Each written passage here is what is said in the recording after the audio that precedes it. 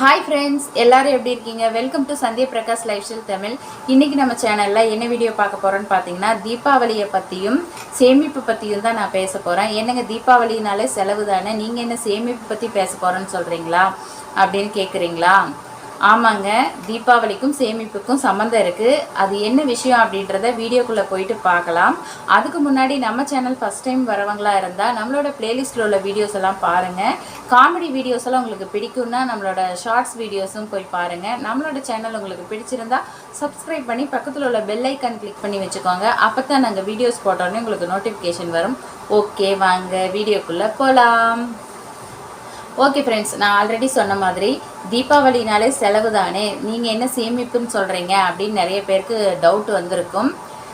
ஏன் அப்படி சொல்கிறேன் அப்படின்னு பார்த்தீங்கன்னா, தீபாவளினாலே செலவுகள் தான். அந்த செலவை சமாளிக்கிறதுக்காக நாம் என்ன பண்ணணும்னா சேமிக்கணும். சேமிப்பு அப்படிங்கிறது இந்த காலத்தில் ரொம்பவே கஷ்டமான ஒரு விஷயம். ஏன் அப்படி சொல்கிறேன்னா, சேமிக்கவே முடியாத ஒரு சூழ்நிலை, ஒரு காலகட்டத்தில் நம்ம வாழ்ந்துட்டுருக்கோம். எவ்வளவு வருமானம் வந்தாலுமே சேமிக்க முடியாத ஒரு சூழ்நிலையில் தான் நாம் வாழ்ந்துட்டுருக்கோம். இப்போது 90ஸ்லலாம் பார்த்திங்கன்னா, 90களில் தீபாவளி அப்படின்னாவே, நாம் சின்ன பிள்ளையாக இருக்கும்போது தீபாவளி அப்படின்னாவே அதுக்கு முன்னாடி அந்த ஒரு வருடத்துக்கு முன்னாடி இருந்தே தீபாவளி சீட்டு அப்படிங்கிற ஒரு விஷயம் இருக்கும். அதில் பெரிய அமௌண்ட்டெல்லாம் கட்ட மாட்டாங்க. சின்ன சின்ன அமௌண்ட்டு 10 ரூபா 50 ரூபாய் இப்படி சின்ன அமௌண்ட்டாக தான் கட்டுவாங்க. அந்த அமௌண்ட்டே பார்த்திங்கன்னா தீபாவளி டைமில் ஒரு நல்ல ஒரு, அதாவது தீபாவளிக்கு தேவையான அவங்க குழந்தைங்களுக்கு ட்ரெஸ் எடுக்க தேவையான தொகை, அதுக்கப்புறமா பட்டாசு பலகாரங்கள், இது எல்லாமே கிடச்சிரும். இது எல்லாமே கொடுத்துருவாங்க அந்த சீட்டு மூலமாக. அதில் பார்த்திங்கன்னா அப்போல்லாம் வருமானம் அதிகமாக இல்லை செலவு குறைவா அப்படின்னு கேட்டிங்கன்னா எல்லாமே சரியாக தாங்க இருந்துச்சு. அப்போ உள்ள வருமானத்துக்கு தகுந்த செலவுகள் இருக்கத்தான் செஞ்சிச்சு. இருந்தாலுமே அந்த ஆடம்பரம் அப்படிங்கிற ஒரு விஷயம் இருக்காது.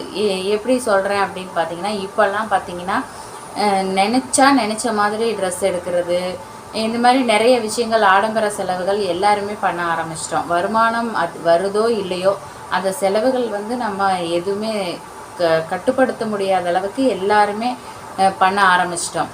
ஆனால் அப்போல்லாம் பார்த்தீங்கன்னா தீபாவளினா தான் நிறைய வீடுகளில் பார்த்தீங்கன்னா யூனிஃபார்ம் தான் தீபாவளி ட்ரெஸ்ஸாகவே இருந்திருக்கு நிறைய குழந்தைங்களுக்கு. அப்போது ஏன் அப்படின்னு பார்த்தீங்கன்னா, அப்போ தான் அவங்களுக்கு தேவையான ட்ரெஸ்ஸை எடுக்கலாம் அப்படின்னு நினைக்கும் போது யூனிஃபார்ம் தான் அதிகமாக போடுறாங்க. நம்ம யூனிஃபார்ம் எடுத்து கொடுத்துட்டா யூஸ்ஃபுல்லாக இருக்கும், காசு இருக்கும்போது இப்படி யூனிஃபார்ம் எடுத்து கொடுக்கலாம் அப்படின்னு சொல்லி எடுத்து கொடுத்த காலங்களும் எடுத்து கொடுத்த வீடுகளும் இருக்குது. இப்போ உள்ள காலங்களில் பார்த்தீங்கன்னா, இப்போ வேலைக்கு போகக்கூடியவங்களாக இருந்தால் போனஸ்னு ஒரு தொகை வரும். வீட்டில் உள்ளவங்களுக்கு அப்படி ஒரு தொகை வர வாய்ப்பில்லை இல்லைங்களா? அதுக்காக நான் என்ன சொல்ல வரேன்னு பார்த்தீங்கன்னா, இல்லத்தரசிகள், மெயினாக இல்லத்தரசிகளாக இருக்கிறவங்க இந்த தீபாவளி முடிஞ்ச உடனே ஒரு சிறிய தொகையை ஆர்டி அந்த மாதிரி ஒரு விஷயத்தில் போட்டு வச்சோம்னா கரெக்டாக அந்த தீபாவளி டைமில் நமக்கும் எல்லாரும் போனஸ் வாங்கும்போது நம்ம கைக்கும் ஒரு அமௌண்ட் வரும்.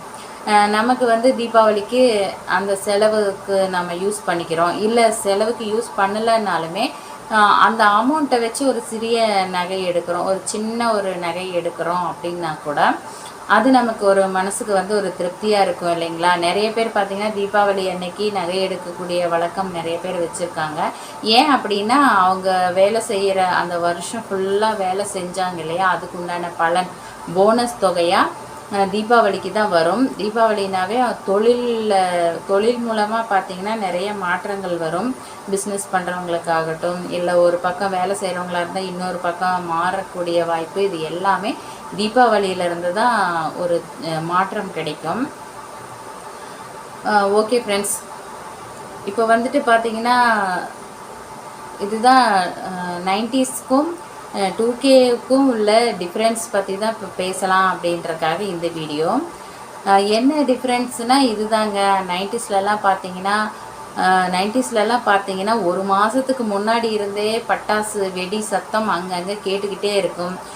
இப்போ பாருங்களேன், தீபாவளி இன்னும் ஒரு 4 நாளில் தீபாவளி இருக்குது. எங்கள் ஏரியாலலாம் எனக்கு தெரிஞ்சு எந்த ஒரு சவுண்டுமே இது வரைக்கும் பட்டாசு சவுண்டே நான் கேட்கலை. மேபி எல்லாம் சாட்டர்டே சண்டே அந்த லீவ் டைமாக வரதுனால அதுக்கப்புறமா அந்த 3 டேஸ்க்குள்ளே ஹெவியாக பட்டாசு வெடிப்பாங்க அப்படின்னு நான் நினைக்கிறேன். ஆனால் அப்போ உள்ள சூழ்நிலைகளை பற்றி நான் பேசுகிறேன். ஒரு மாதத்துக்கு முன்னாடி இருந்தே அந்த சவுண்டெல்லாம் நமக்கு கேட்டுக்கிட்டே இருக்கும். தீபாவளி தீபாவளின்னு குழந்தைங்களுக்கு பார்த்தீங்கன்னா போனஸ் தொகை அப்போல்லாம் போனஸ் வாங்கின உடனே ட்ரெஸ் எடுத்து வச்சுருவாங்க. அதாவது ஒரு வாரம் முன்னாடியோ இல்லை ஒரு மாதத்துக்கு முன்னாடியோ ட்ரெஸ் எடுத்து வச்சுருவாங்க.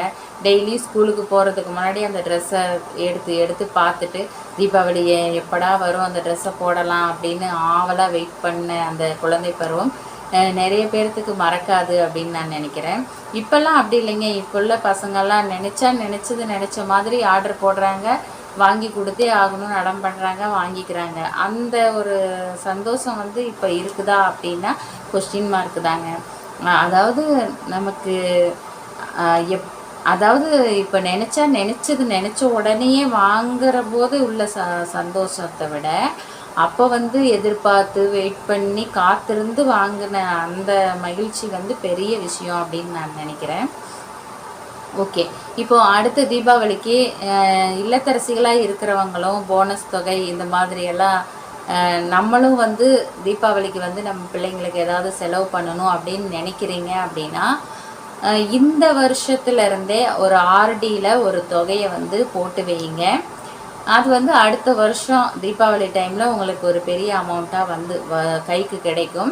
அந்த அமௌண்ட்டை வந்து ஒன்றா தீபாவளி செலவுக்கு யூஸ் பண்ணிக்கலாம், இல்லை அப்படின்னா ஏதாவது நகை பொருள் எடுத்து வைக்கலாம்.